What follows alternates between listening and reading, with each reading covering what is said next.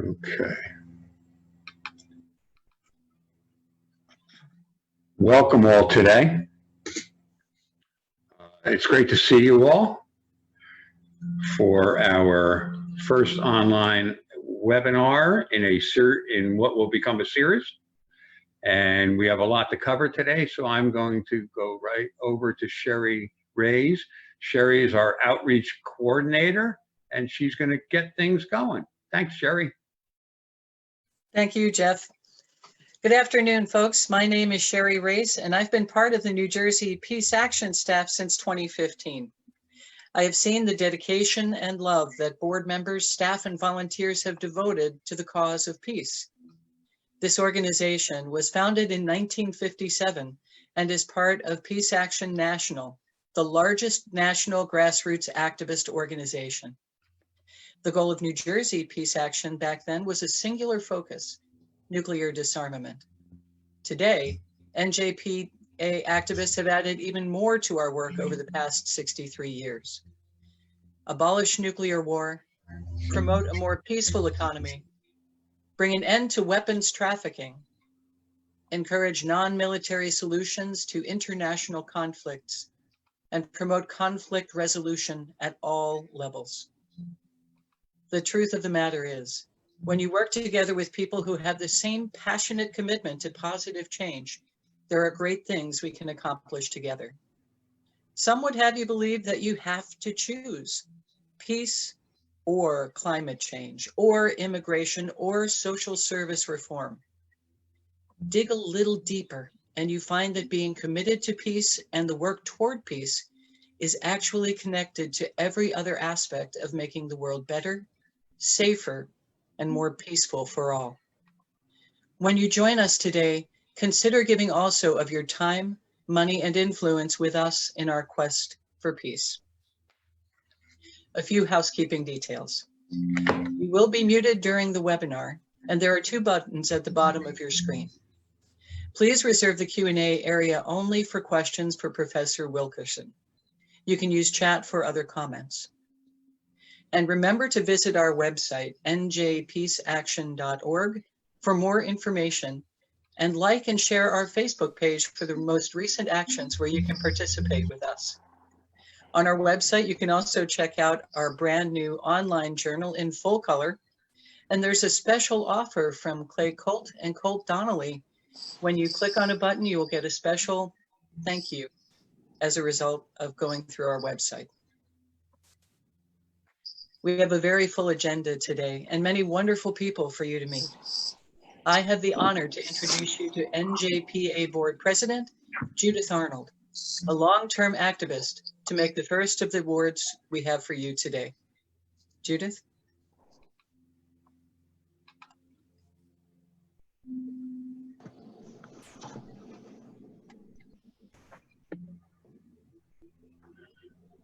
Judith, you're muted.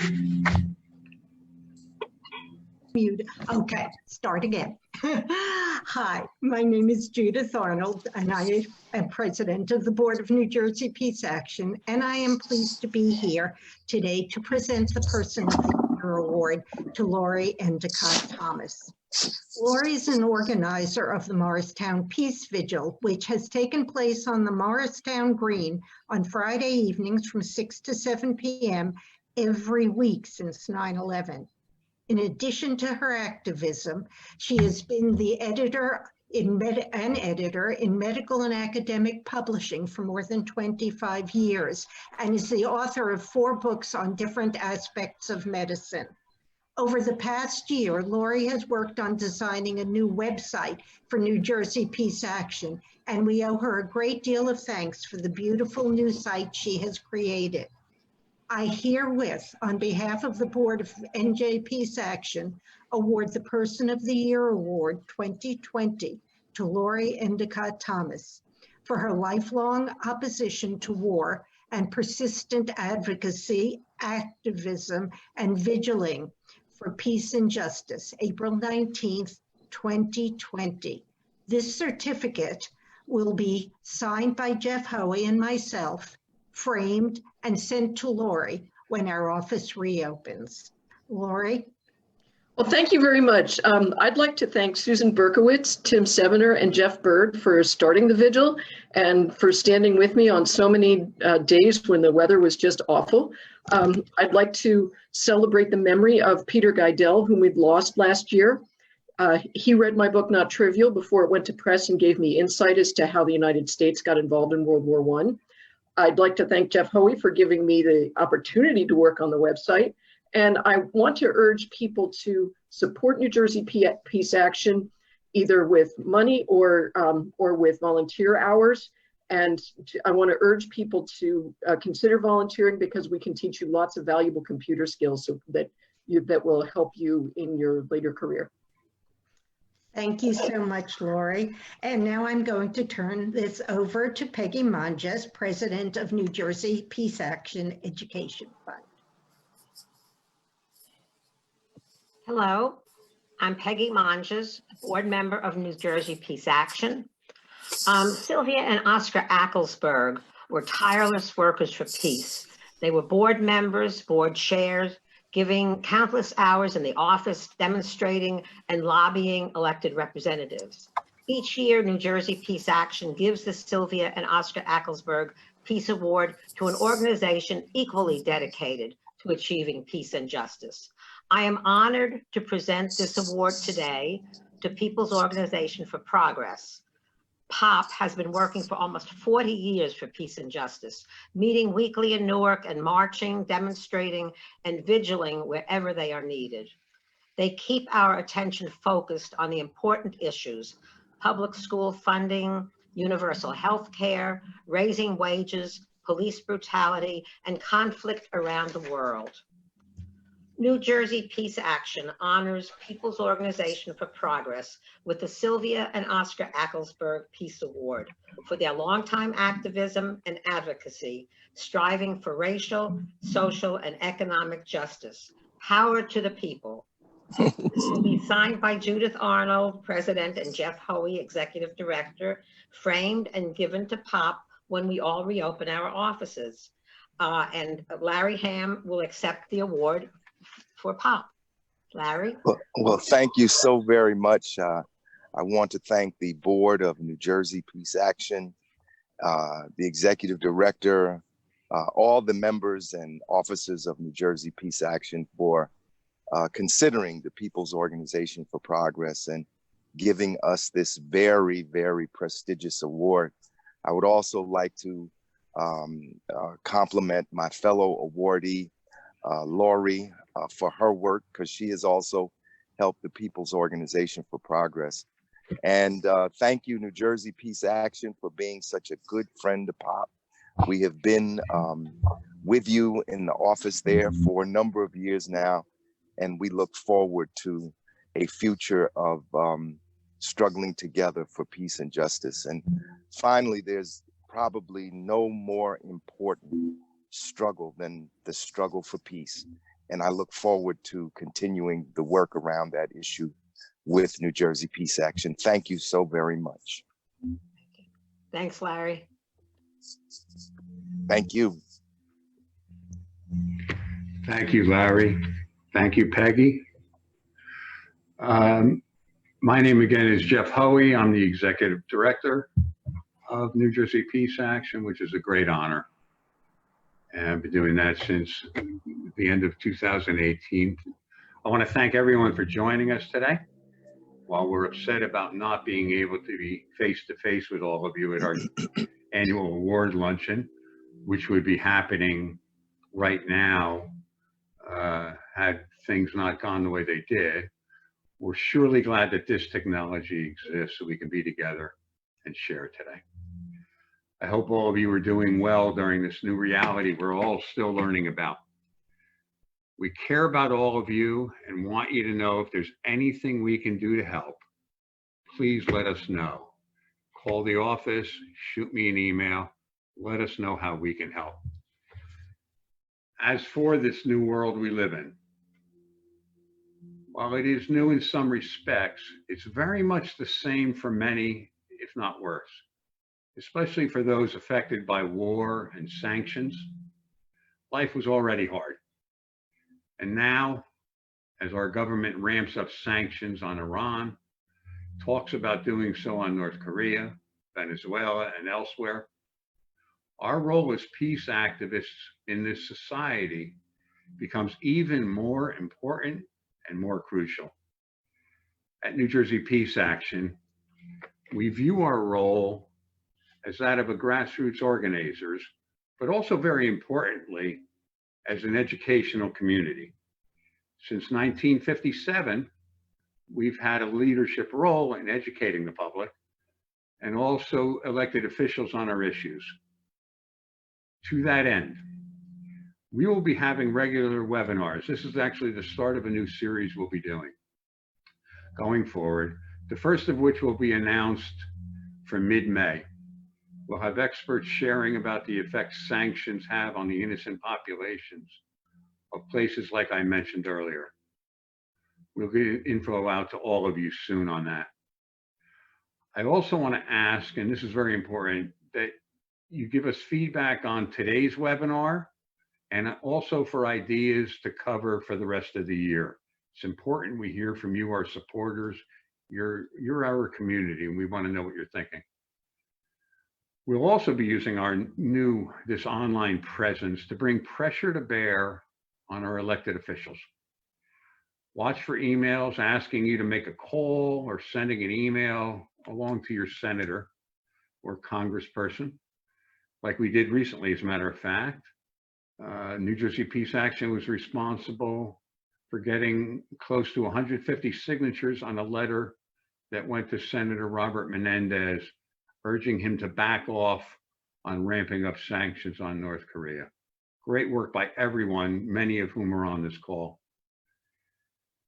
It's very important we stay connected now during the pandemic, but beyond that also. When the world returns to some semblance of normal, whatever that's going to mean, it's so important that we as a community stay galvanized on our issues. We will do what we can, and I know you will do so as well. Thank you again for being here. I'm going to turn this over to Howard Lipoff. Howard is New Jersey Peace Action's secretary, and Howard's going to share some remarks with us. Howard? Thank you very much, Jeff. I am pleased there are so many people joining us today. I would like to let you know what New Jersey Peace Action is doing, as this pandemic is making our work more important than ever. Our organization, working with National Peace Action and its affiliates throughout the United States, has been in the forefront in calling for an end of sanctions against Iran, North Korea, and Venezuela, countries with governments our leaders do not like. At this moment, sanctions are preventing ordinary people from getting the medical help they desperately need and may likely increase the spread of the virus. Recently, we sent a letter to New Jersey Democratic Senator Bob Menendez to oppose his advocacy of tougher sanctions against North Korea. Peace Action is one of the only groups working on this issue. We will also be one of the few to commemorate the 75th anniversary of the atomic bombing of Hiroshima and Nagasaki in August of this year. We must continue our work to prevent war, but we can only maintain our struggle if we have the money to keep New Jersey Peace Action alive. We know that it will not be easy for everyone to give this year, but we ask that you donate what you feel comfortable with. Also consider becoming a sustainer, which means you would make monthly or quarterly donations. These contributions can be made at njpeaceaction.org. Remember, not having an actual dinner gives us a shortfall this year because we do not have our major fundraiser. The failures of Donald Trump's administration, which increased military spending while starving health and safety programs, will mean the deaths of many people in our area. The economy is facing its worst crisis in decades. Many nonprofits will suffer and perhaps close. I hope you agree with me that New Jersey Peace Action is far too important for all of us to have its doors closed. Please donate today. Kindly go to njpeaceaction.org following our webinar. Thank you. Now I would like to introduce my fellow board member and the treasurer of New Jersey Peace Action, Mr. Donald Leach. Thank you all for joining us today. The years 2002 through 2005 were years of extremely dangerous U.S. policy decision-making that have shaped our entire world since. These same years, Lawrence Wilkerson was in the loop when these decisions were being made. As Secretary of State Colin Powell's chief of staff, he even put together the UN presentation that sold the war to much of the US public. Soon after it became evident that the supporting evidence was fraudulent, he stated in a PBS interview, "I have participated in a hoax against the American people." Ever since, he has been a relentless, no-holds-barred critic of US military policy. A retired Army colonel, he is currently the distinguished visiting professor at the College of William and Mary and a non-resident fellow of the Quincy Institute for Responsible Statecraft. We're very grateful to have him as our speaker today. After this talk, we'll have time for some questions that you can submit with the Q&A option at the bottom of your Zoom window. Now, on behalf of New Jersey Peace Action, it is my honor to bestow upon Lawrence Wilkerson the Dorothy Eldridge Peacemaker Award for speaking truth about and opposing US militarism and relentless pursuit of endless wars. Professor Wilkerson. Thank you very much. And thank the New Jersey Peace Alliance for having me as your speaker today. I appreciate these rather torturous circumstances that we have to meet under, but it's better than nothing. And I want to say thanks to the other two individuals who are honored, Laurie and the organization POP, for their good work too. And I want to point out to you something that is clear, I'm sure, in all your minds. Never in the history of this republic has action for peace been more important. The United States today, in many respects, is a warfare state. In my seminars, my students and I call it in political science terms, a national security state. But even that is not encompassing enough to define what the purpose of the United States and the international community seems to be today, which is to wage war. We have been at that war for some 20 years now. If you calculate in the first Gulf War and the no-fly zones, which really dominated the top 1/3 and bottom 1/3 of Iraq, we've been at war for more than a quarter of a century because we were actually flying those zones and dropping ordnance on Saddam's aircraft batteries and anti-aircraft batteries and so forth. So this is a generation of people. I teach students who have never lived in a nation not at war, have never lived in a nation not killing other people for state purposes.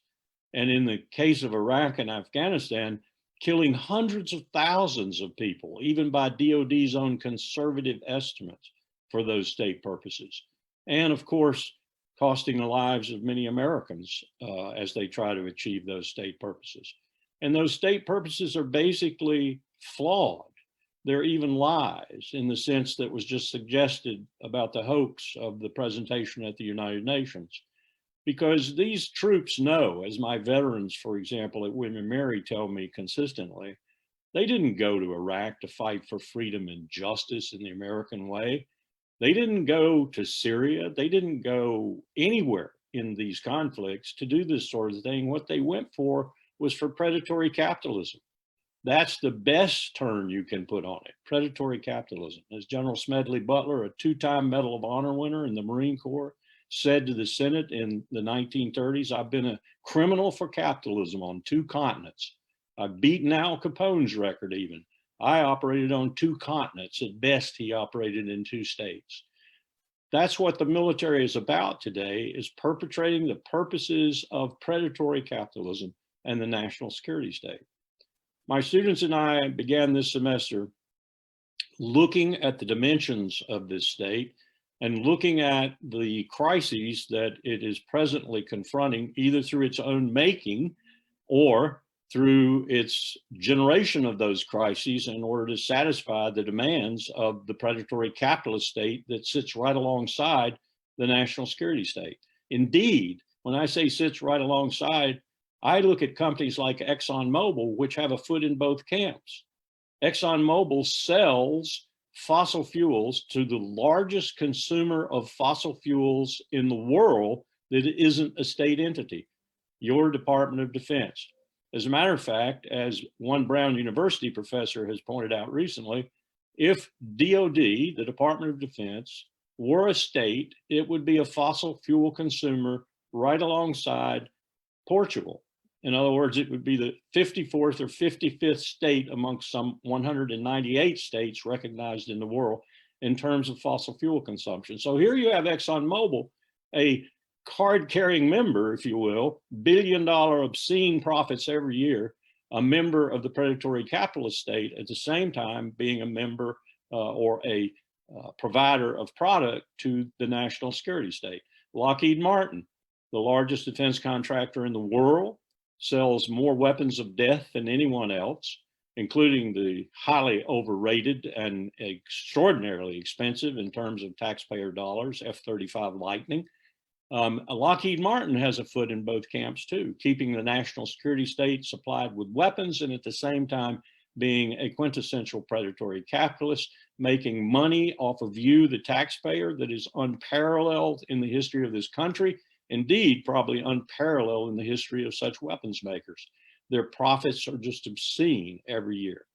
My students and I looked at Iran, we looked at Afghanistan, we looked at the coming war with China, as it were. We have a Secretary of Defense, Mark Esper, who has essentially declared a new Cold War with China and turned the acquisition process in the Department of Defense toward that Cold War.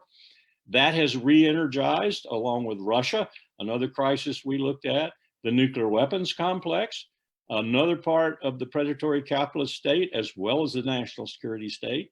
Those people who make that tritium for those nuclear warheads and make those missiles and so forth are just as predatory capitalists as anyone else. And they are motivated thusly. And we are going to spend somewhere between $1 trillion and $1.5 trillion of your taxpayer dollars again over the next 10, 15 years, so-called modernizing and ensuring the surety of our nuclear weapons stockpile. And oh yes, building some new nuclear weapons, such as the small tactical nuclear weapon that will be in 4 of the tubes on our ballistic missile submarines and be used to, in Mark Esper's own words, counter those weapons that Vladimir Putin has invented for Russia in such a use framework too. What do I mean by that? I mean simply that we are in an extremely dangerous time with regard to nuclear weapons because we have people in Russia and the United States talking about the utility of battlefield nuclear weapons. That means we are back to the early 50s when we had general officers and admirals and others in the military who thought that nuclear weapons were just another weapon with a bigger bang. They thought that they would have some battlefield utility. Over the course of the years of the Cold War, we discovered in our scholarly and in our doctrinal building efforts with regard to nuclear weapons that there was no such thing as a non-escalatory nuclear weapon. Indeed, if you started using nuclear weapons, you would inevitably escalate. So this business of having smaller nuclear weapons in order to actually use them on the battlefield, whether it's Russia's or America's interest to do so, is just nonsense. Not for nothing has the atomic bulletin's clock moved again to 2 hands to midnight, where it was 2 minutes to midnight, where it was, for example, in the October 1962 Cuban Missile Crisis. This is a very dangerous crisis that my students took a look at, and basically they kept asking questions like, why are we doing this? Why are we reinventing nuclear weapons, reinstituting nuclear weapons as a principal ingredient of our strategy for warfighting in the world? Why are we doing this? Are we doing this because the military industrial complex is pushing us into doing this? Are we doing it because the Russians are doing it? Why are the Russians doing it? Because we're doing it? Why aren't we working on multilateralizing the very effective arms control regimes we had during the Cold War with the Soviet Union? Why abandon the INF Treaty? Why, as it looks like President Trump is getting ready to do, not renewing the START Treaty? Why would we want to do that? Why would we want to re-enter a time when nuclear weapons become feasible as battlefield weapons, indeed as weapons, period? Instead of having renewed arms control that brings in other nuclear powers like North Korea, like Israel, like India, like Pakistan, and so forth, rather than discarding these arms control regimes that have been so successful and kept us out of the disaster and catastrophe of nuclear war. So we looked at the nuclear weapons crisis, and we looked at, as I said, these other regional crises, and then we came to perhaps the most existential of the crises that we confronted in our seminar, the looming climate crisis. And we talked, first of all, about people like Senator Jim Inhofe from Oklahoma, who walk into the Senate with a snowball in their hand, laughing, smirking. There's no such thing as climate change. It's a hoax. Our president has said it's a hoax perpetrated by the Chinese. Well, I belong to a group that is affiliated with the Department of Defense and the Homeland Security Department. It's mostly retired admirals and generals and colonels and others like myself. And it's called the Climate Security Advisory Group. And we're working with the Department of Defense, who happens to be the lead agency on climate change. Think about that for a minute. Why is your military the lead agency on the climate crisis? That's the reality of it, though. And we have no doubt that the science is correct. The only problem we have right now is that every time we use NASA's computer models or someone else's models, and we add new variables to them, things like now new information on Antarctic ice melt or new information on Greenland ice melt, when we add these variables, we don't get a better picture, we get a worse picture. That is to say, the crisis is deeper, more profound, and coming even faster. So these are the crises that my students have been looking at over the last seminar. Now, on Monday, tomorrow, we will do our simulation, our exercise, and they will play members of the Principals Committee beneath the National Security Council, working up a course of action for the President of the United States to use in the National Security Council to make a decision. And my students asked that this crisis not be the one we had contemplated when the semester first began, but that it be the current crisis, the pandemic. And so my students are going to sit down for 3 hours tomorrow via Zoom, the same kind of methodology we're using here. And we're going to start off with a briefing from a simulated U.S. Surgeon General being played by an epidemiologist from William & Mary, who's going to give about a 15-minute briefing on the ramifications of this crisis, such as we know them. And then my students are going to essentially deliberate over what kind of procedures, what kind of task forces should be set up and so forth with regard to this crisis, paying no attention to what the stumbling, bumbling, idiotic, moronic current administration has done from roughly January on. My students are aware that there were simulations done as early as September and October of 2019 that demonstrated what a pandemic like this might do. They're aware that the US intelligence community warned the Trump administration, the Obama administration warned the Trump administration in the transition process in 2016 that there might be something like this coming down the pike. Not that it was inevitable, but that it was very, very certain that something like this would come, and that they ought to have plans and they ought to have procedures in place and so forth and so on. They paid very little attention to that. My students are going to have to deal with that unprepared sort of situation, not because it's their fault, but because they're dealing with the real world. So it's going to be fascinating for me to see how they deal with the courses of action that they have already developed to go into this simulation with. 3 of those courses of action are more or less what you might expect.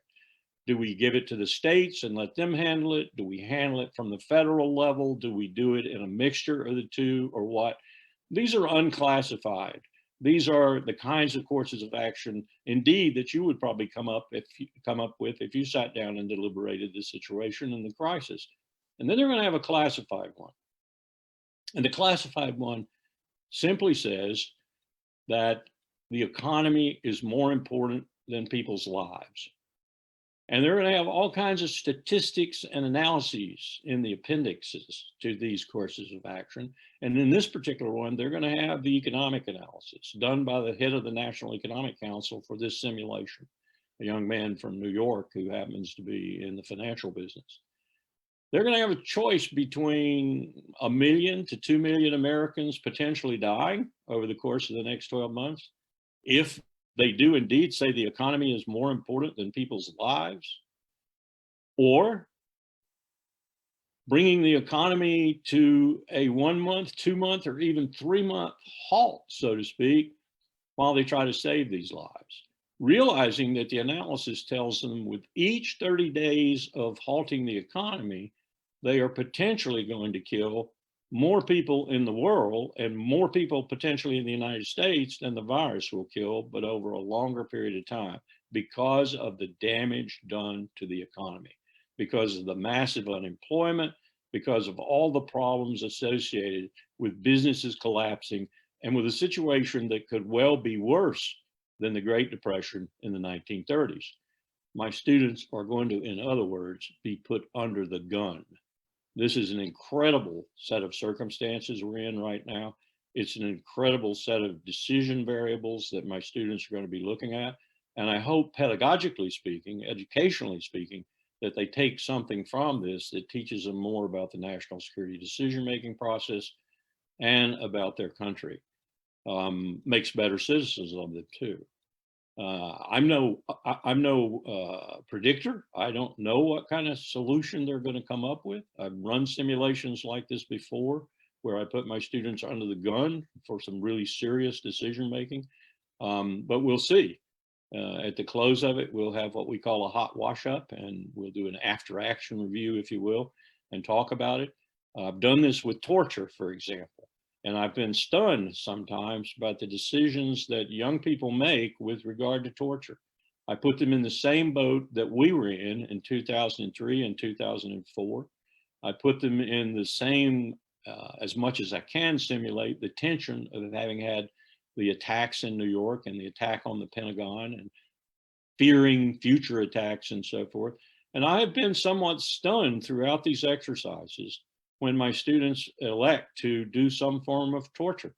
They actually make a decision to allow some form of torture because the fear that grips them with regard to a follow-on attack, another attack, more dead Americans and so forth, is sufficient enough to make, even in a simulation, even in an exercise, to make them cross the line, if you will, and become violators of international and even domestic law by authorizing at a minimum the CIA to run a torture program. So my eyes have been opened by my students as much as they have been by the real world and by the kinds of decisions that my students make sometimes in these simulations, these exercises.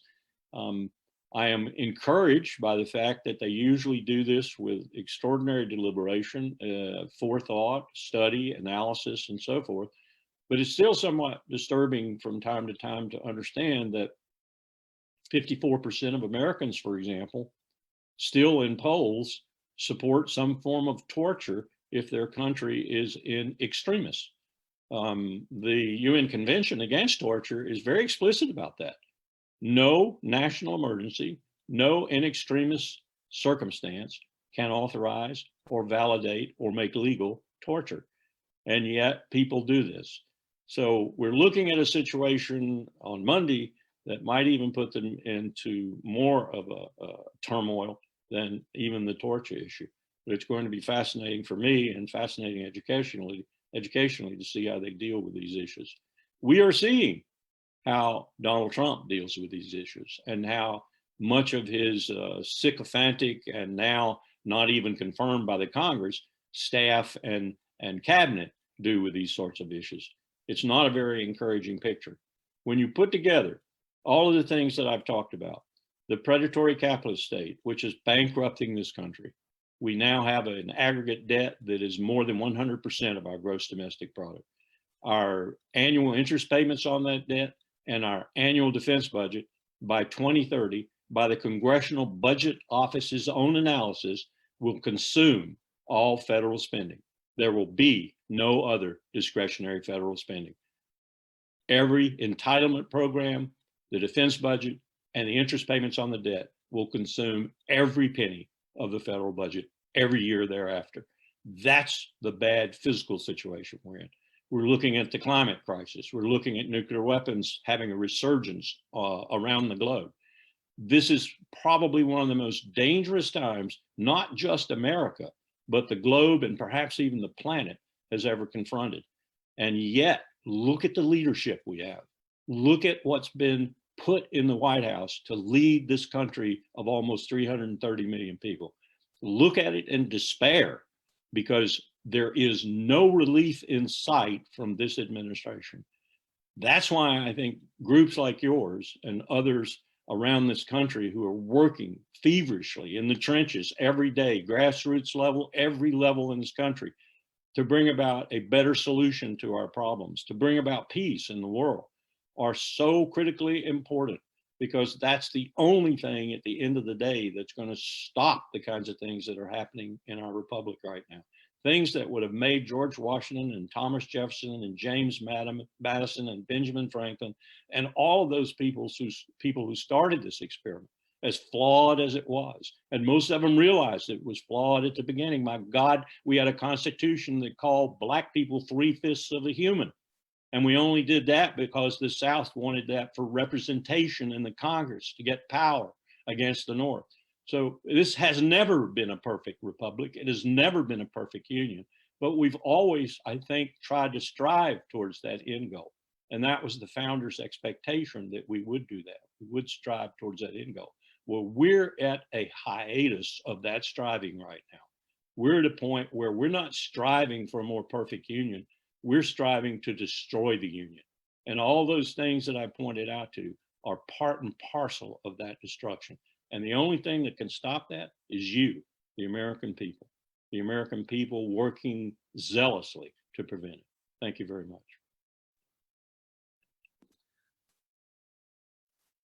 Thank you, Professor Wilkerson. That's, I think, given everyone plenty to think about.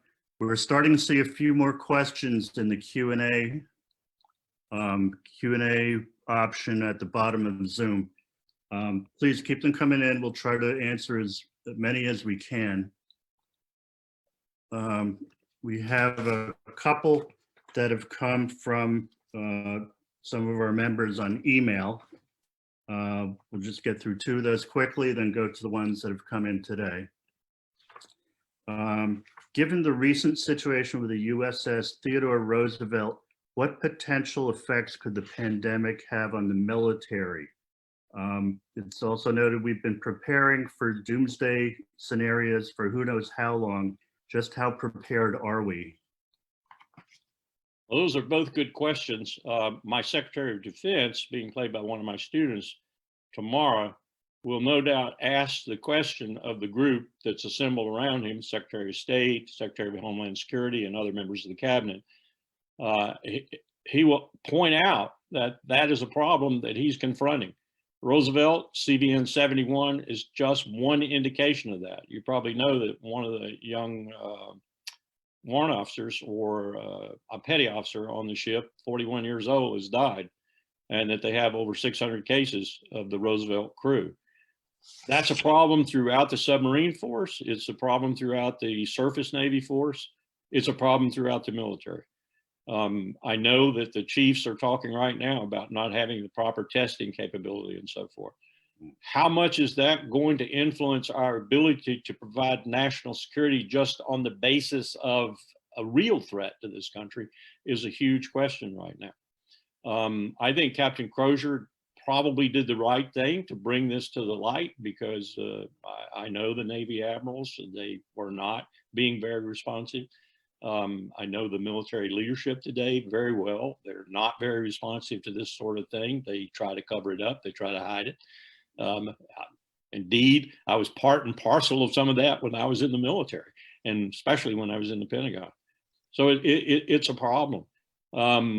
Doomsday scenarios, conspiracy theories, and so forth, all fade, I think, when confronted with what I'm looking at every time we meet in the Climate Security Advisory Group. It's awesome what's coming down the road. One woman summed it up for me in a theater in Richmond recently. When we were talking, the governor of Virginia was there, a number of other people, and we were talking about what it means for Norfolk, Virginia, the largest shipyards on the Eastern Coast. One woman in the back of the room waved her hand for a few minutes and finally was recognized, and she said, "Don't talk to me about the Navy and the shipyards and the aircraft carriers and everything else. I got water in my backyard right now. What are you going to do about that?" Well, this is a real crisis. This is, you call it a doomsday crisis. It very well could be if we don't do things about it right now. And one of the things we need to do, in addition to adaptation, like building walls in Norfolk to keep the water out of the nuclear reactors on the aircraft carriers when they're open for maintenance, is we need to ameliorate, not just adapt, not just relocate coastal facilities and so forth like the military is doing right now. We need to ameliorate. And what do I mean by that? I mean, we need to stop putting these parts per million into the atmosphere. We need to stop burning fossil fuels at the rate we're burning them. And we need to do it yesterday. So if you want a doomsday crisis, I think we've got one. We've got one right in front of us. Good lead into the next question from a board member, Helga Moore. With respect to being a fellow at the Quincy Institute for Responsible Statecraft, which has some of the most eminent thinkers on war and peace issues, one of its major funders is Charles Koch, whose vast fortune is based on fossil fuel, which has been one of the chief drivers of war. How do you square this? I don't square it, not personally, but I can tell you that when we met in New York many months ago to think about this with a lot of people, we ranged the gamut across American scholars, John Mearsheimer from Chicago, for example, on the one hand, me on the other hand, to American peace activists and others who were what I would call on the extreme left, very progressive left, if you will. Mm-hmm. And a consensus was achieved amongst 65 of us. And not to put too fine a point on it, but the consensus was we would take money from the devil in order to stop war.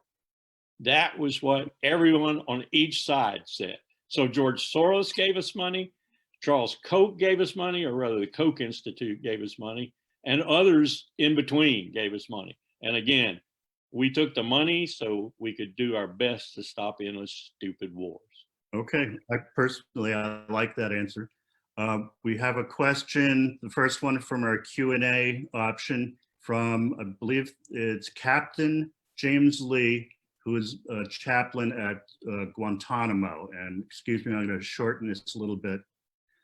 With regard to prisoners at Guantanamo, you publicly disclosed that very on there were meetings at the level of vice president in which it was discussed that the individuals at Gitmo were innocent of crimes of terrorism, but the decision was made not to release them for fear of the U.S. looking bad. Is that square with your observations? And what was Secretary Powell's suggestion on how that should have been handled?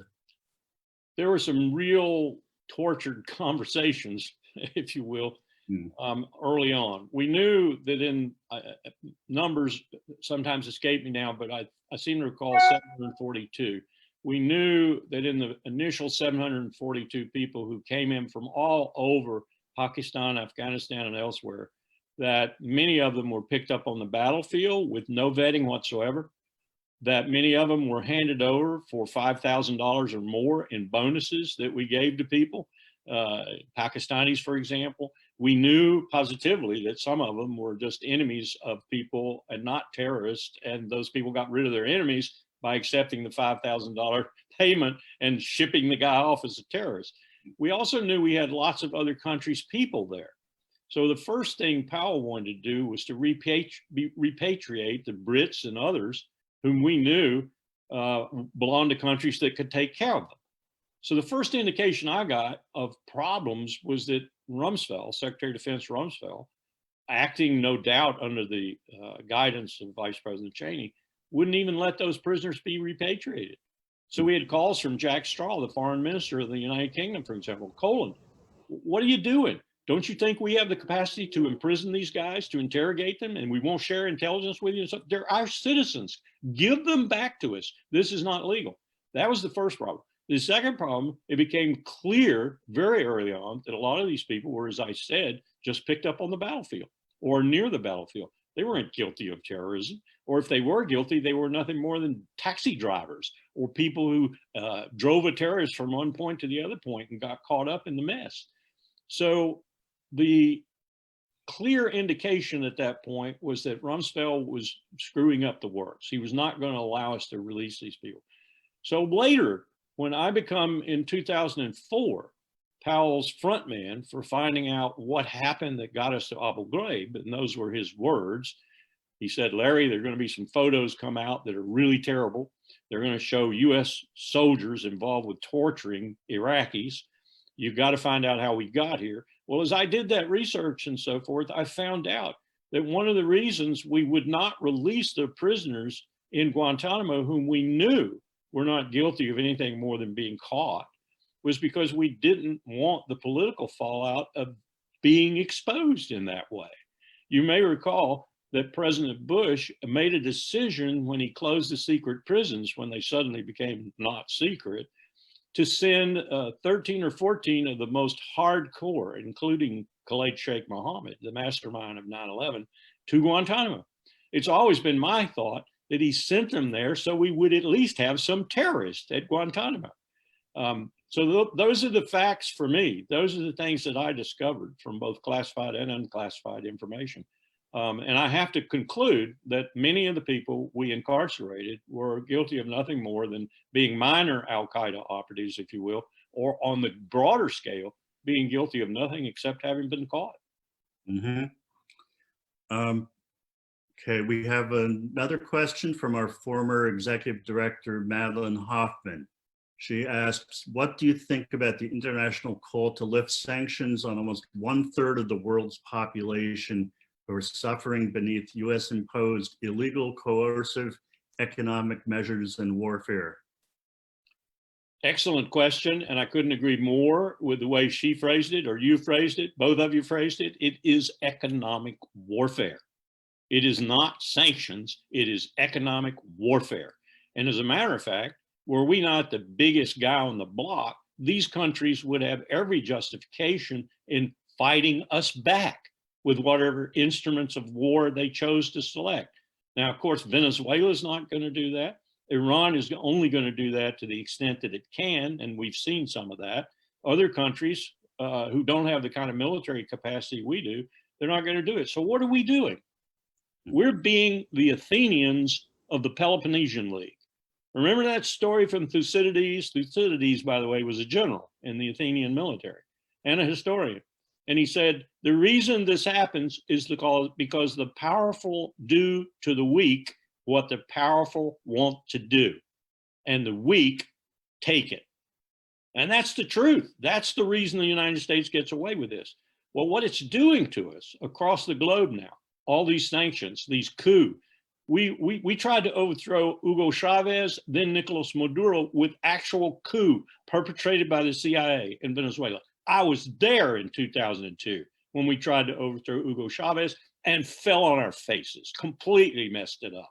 And we've done the same thing with Maduro. In Iran, the maximum pressure campaign is doing the exact opposite of what Secretary Pompeo says it's doing. It's making the Iranian people who in the past have not disliked Americans. They've had a real passion for Americans. It's making them now hate our guts because they see what we're doing, especially through this virus, which has affected Iran really seriously.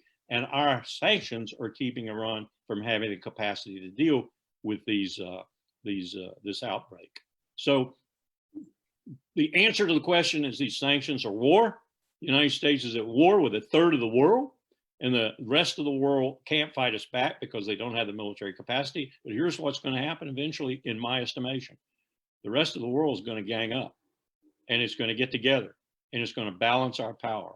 And we're going to have brought that about through our own measures, our own way of interacting with the world. They're going to do it financially. They're going to do it physically. They're going to do it in all manner of ways. We're going to find the dollar replaced as the transactional and reserve currency of the world. When that happens, inflation will go off the charts. Our debt will suddenly be triple, quadruple what it is right now. We will no longer have the power of determining interest rates in the world and so forth. The world is getting sick of the United States of America. That's the reality of it. So you're predicting the chickens are coming home to roost, and probably soon. Is that? I think so. Okay, we have a question from a member, Kathleen Sobolewski, regarding torture. Would you say that your students might be influenced by TV shows like 24, violent video games, movies? No question about it. And she might not believe this. I think you said it was a woman who asked the question, right? Yes. Yeah, she might not believe this, but at one point in time, Dick Cheney's lawyer, David Addington, who was the crafter of much of the things that came out as a legal chapeau for the torture regime of the Bush administration, actually said, Jack Bauer gets results, why can't we? I know the CIA and other military organizations are consultants for a lot of films and like to see things play out the way they want them to play out. We have a question from one of our allies, I think in Massachusetts, Joseph Gerson, who asks, given Biden's baggage, Trump Republican efforts to fix the election, what will be the best way to end the Trump tyranny in the November election? I'm a member of a thing called the National Task Force for Election Crises. And we're composed of people from all over the country, Republicans and Democrats. And our goal is free and fair elections. Free and fair elections, the results of which the American people find legitimate. And one of the things I have pointed out in our meetings is that as we meet with those goals around the country, my political party has elements who are meeting with the exact opposite goal, to steal the elections. Why? Because as Donald Trump let slip out the other day, Republicans like Mitch McConnell, Tom Cotton, Lindsey Graham know that if there were fair and free and legitimate elections across this country, no Republican would probably ever be elected again. That's the reality of the numbers in this country today. And so they have to cheat. One of the things we're doing with this task force is we're trying to get every state, the influential people in each of those states, because most Americans don't realize that presidential elections are state elections, really, in terms of responsibility. The federal government has almost no responsibility for it at all. And each state is different. So we're identifying the key people in the state. Is it the governor? Is it the lieutenant governor? Is it the executive board chairman, like it is in South Carolina? Is it the state secretary of state? Who is the most influential person or people in that state? And we're trying to get them packages that tell them how to do absentee balloting, how to do voting beforehand, in other words, across the board, how to do mail-in voting, how to do mail-out ballots, what are the costs, what are the things you should be doing now, and so forth and so on. If we can't do that in at least a majority of the states, especially pivotal states like Pennsylvania, like Texas, like Michigan, like Wisconsin. We just saw the debacle in Wisconsin where people actually braved death, as it were, in order to go out and vote. And it defied the predictions that the Republicans were making, at least so far. We don't have all the votes in yet. But Wisconsin is a test case. We have to have at least a majority of the states, and we'd like to have them all, have free and fair elections and not disenfranchise people, as in Georgia. You know, Georgia did a terrible job of disenfranchising a whole block of voters. On top of that, we have other problems too. Let me tell you, there's one pivotal state that has 27 precincts, which comprise about 2.5 million potential votes, that has absolutely no backup, none. So if a high schooler goes in and hacks that precinct or those precincts' voting mechanisms, they can steal the votes. They can mess it up. So we're telling that state, either get backup, or if you can't do that, if you don't have the money, you don't have the statutory authority, whatever, you can't get backup, then you have to be ready for this emergency. If someone suddenly negates 2.5 million votes, you have to have a methodology for bringing those votes back. You know, whether it's a fresh election or whether it's some way of going in and getting the votes, whatever, you have to understand you have this potential.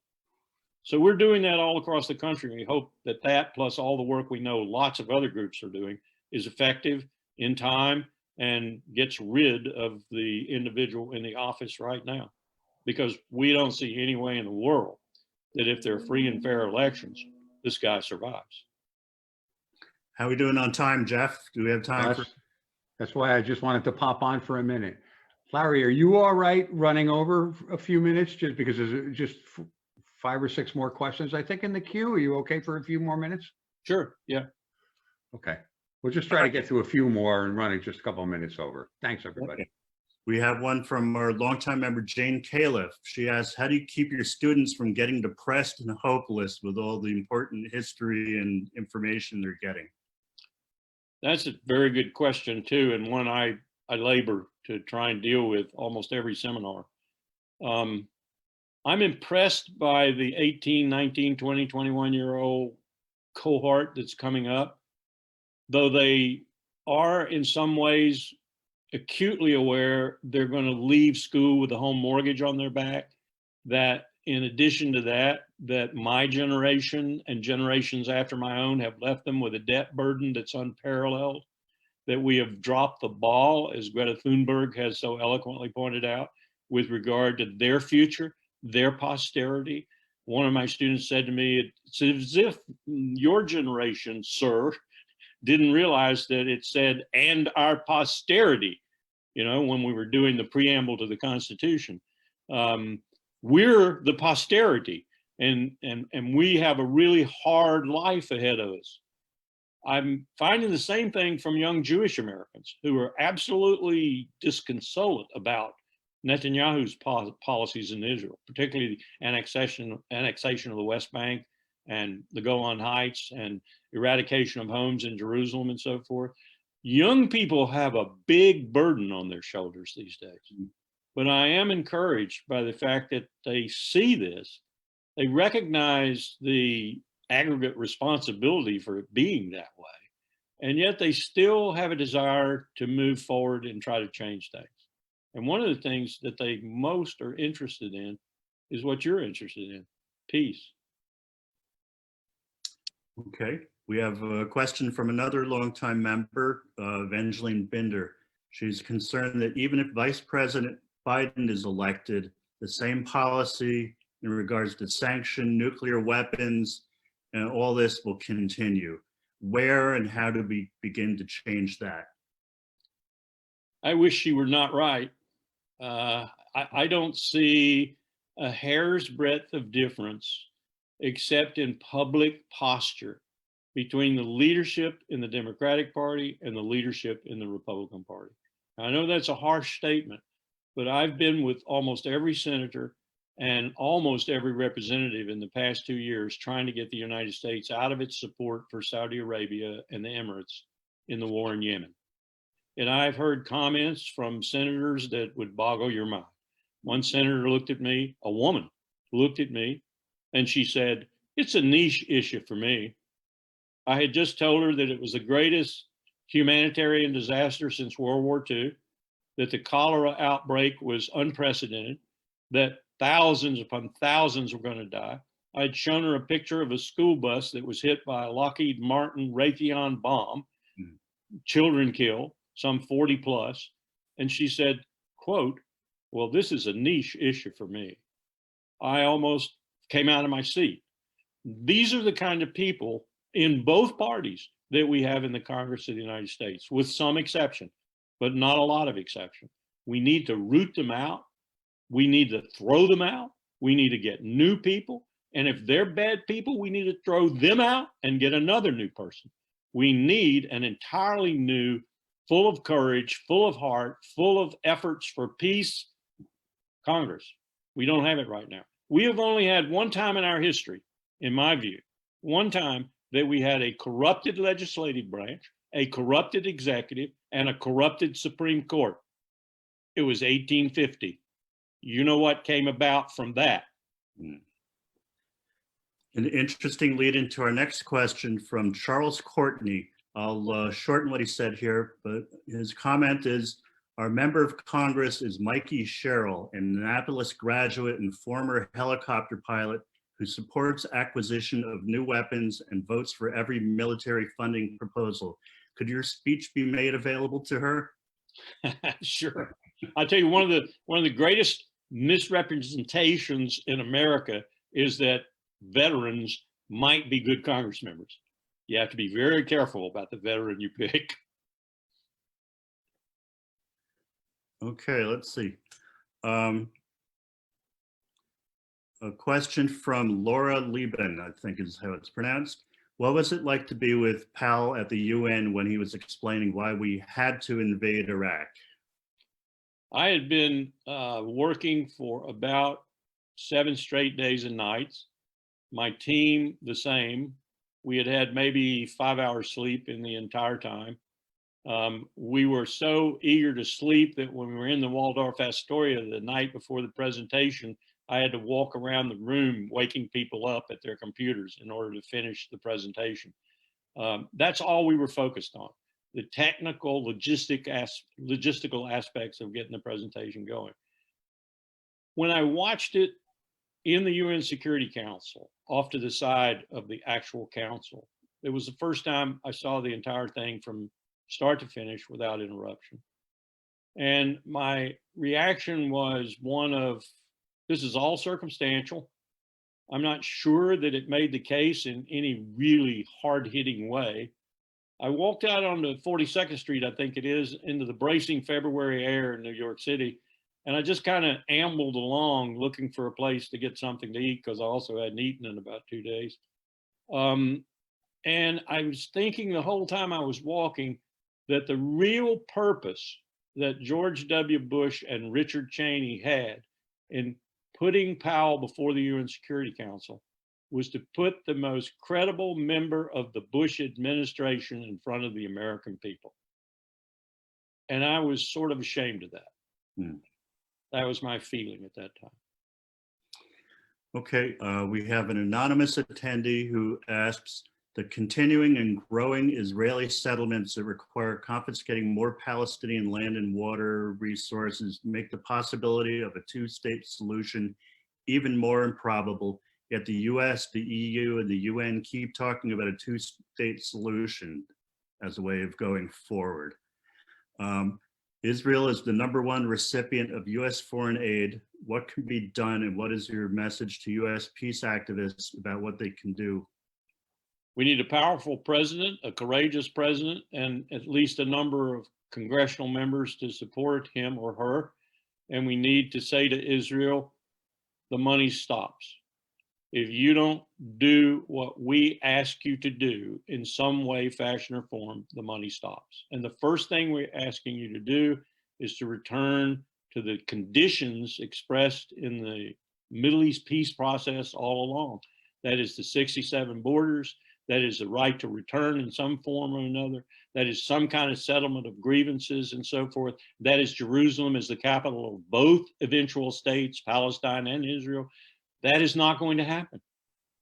Powell and I talked about this in 2002 and 2003, especially after he'd met with Arafat in Ramallah. It is not going to happen now. We are headed for a one-state solution. That one-state solution will either be a democratic state, and they'll have to get rid of people like Netanyahu to have that, and it will tolerate all of its citizens and over time become a majority Arab state, or it will be, if it keeps Netanyahu and his type in its leadership, an apartheid state. And it will increasingly be isolated in the international community, just as South Africa was, and I predict it will collapse. Okay, I think we can probably make this the last question from our board member, Virginia Ahern.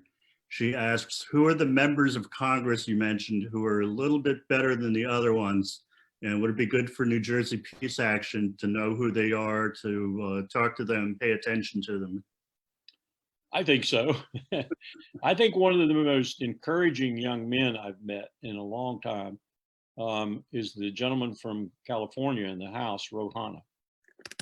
He's been so helpful in trying to get, and has just been zealous in this regard, the war in Yemen stopped in terms of the United States, stopped in terms of the war, but also to get the United States out of its nefarious support for Saudi Arabia and for the United Arab Emirates and that war in general.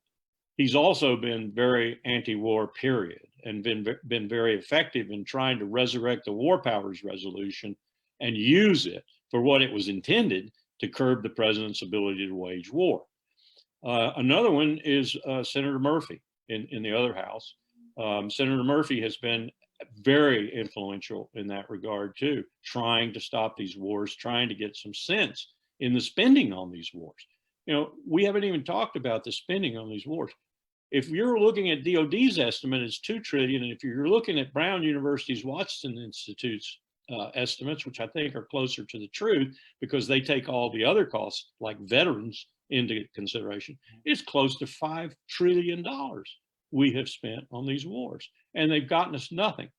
So Tulsi Gabbard was one of the Congress people with whom I talked.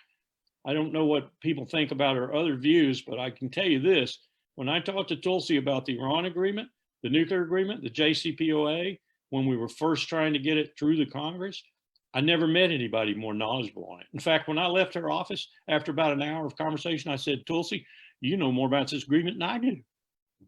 She nodded her head and said, "I've made a lot of study of it." So very competent, very knowledgeable Congresswoman. I pretty much have to stop there. There are a few others, but I got to tell you, most of them with whom I've met have just totally disappointed me. Okay, thank you so much, Larry. I won't talk about your man, Menendez. Yeah. We don't want to talk about him either. It's easy to generate. It's easy to generate signatures. I'm sorry, for letters. He came out with that Korean sanctions thing recently, and we were easily generated 150 signatures on a letter urging him to back off. Larry, thank you so much for being here today. Thank you for having me. Eye-opening, enlightening. We'd love to have you back. There's actually another couple of questions that we took offline. If you don't mind, I'll send them to you via email, and maybe you can just jot a quick answer back to them. Sure. Yeah, be glad to. Well, thank you very, very much. We'll be talking again soon. We have a couple of things here to wrap up, but thank you for being here, Larry. Thank you for having me, and thank all of your people for the great work they do. Thanks again. Okay, everyone, we're going to wrap up here. I'm going to throw it back over to Sherry, our outreach coordinator. Thank you very much, Jeff. And thank you everyone for such a wonderful afternoon of inspiration. I've got a lot of history to read up on myself, and I know a lot of other folks feel the same way. Thank you very much, Professor Wilkerson, for a master class in current events and past events. We have a few more housekeeping details before we continue with the rest of your day. A reminder to visit the lovely and well-appointed website that Laurie Endicott Thomas has created. And if you have ideas for content, then please send those to Jeff, and we will incorporate those.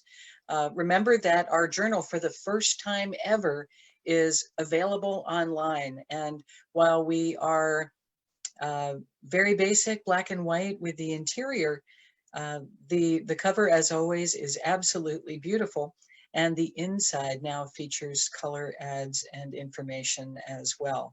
If you are giving to New Jersey Peace Action, thank you very much for your contributions of money, time, and influence. And if you are not yet a sustainer, for as little as $5 a month, we can sign you up, and whatever you're comfortable with, we would find very, very helpful, and more information about that later. Give of your time, volunteer, and be part of our community today. One of the things that this current environment is really reinforcing for us is the importance of connection and community. So even though we can't meet face to face, we can meet on Zoom. And in case you're wondering, yes, we do have a raffle this year. And for that, I'm going to turn it back over to Jeff. Yes, so we have an official ball, the official Peace Action Ball, and I will pay no attention to who I'm speaking, who I'm picking out of here. And the winner will receive a selection of 5 Peace and Justice books, and that winner is Bob Donaldson. So Bob, I'll be getting in touch about getting those books over to you. Thank you all. Thank you to my board. Thank you to everybody that worked so hard ahead of time on this webinar and learning it. Greg Payson, thank you for all the behind the scenes work you were doing. To the award winners, to the audience especially, and to our supporters, thank you very much. As we said at the beginning, this is the beginning of a webinar series that will go on. We're going to be trying to do something at least monthly. If the capacity exists, we'll be doing even more than that. We love your ideas. njpeaceaction.org, or send them over to me at jhoey@njpeaceaction.org.